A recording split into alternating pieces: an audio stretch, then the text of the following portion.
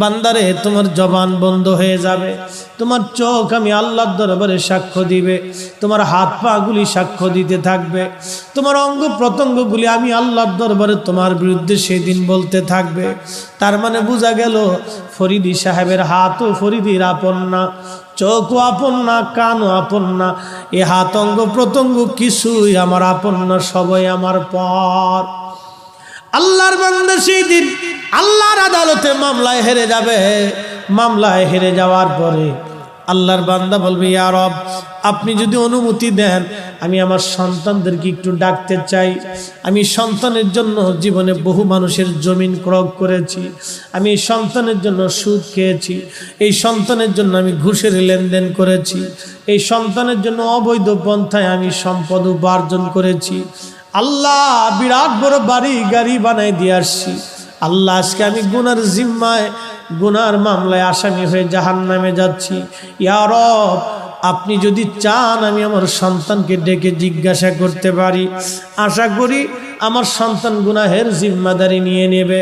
আল্লাহ বলবেন, যাও তোমার সন্তানদেরকে ডাকো।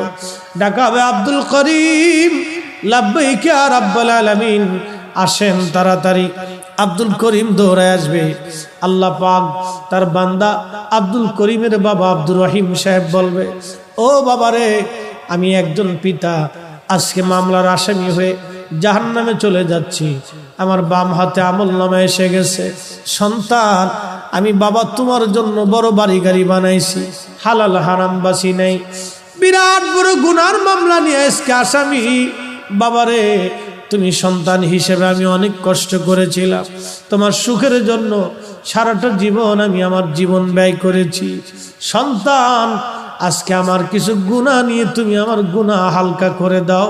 খোদার কসম করে বলি, ওই মালিকের কসম যিনি আসমান সাজাইছে, ওই মালিকের কসম যিনি জমিন সাজাইছে, ওই মালিকের কসম যিনি বৃষ্টি দিয়ে রিজিক বাড়াইছে, ওই মালিকের কসম যিনি আমাদের হায়াত মউত সৃষ্টি করেছে, ওই মালিকের কসম যিনি জান্নাত বানাইছে, ওই মালিকের কসম যিনি কবর জগতের মালিক, ওই মালিকের কসম যিনি নূরের জগতের মালিক, সেই মালিকের কসম করে বলি, সেই দিন সন্তান ডেকে বলল, আব্বা জান, সন্তান হিসেবে হক ছিল আপনার কাছ থেকে হক পাওয়া, আপনার ভরণ পোষণের দায়িত্ব ছিল হালালে হারামে, এটা আমার দেখার বিষয় না। আপনি হারাম করতে গেছেন কেন, এই বিষয়ে আমার কোনো জিম্মাদারি নাই। বাবা, আপনি চলে যান, আপনার গুনাহের জিম্মাদারি নিয়ে আমি পেরেশানি ভুক্ত হতে চাই না।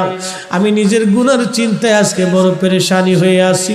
সেই দিন সন্তান বাবা থেকে জুদা হয়ে চলে যাবে।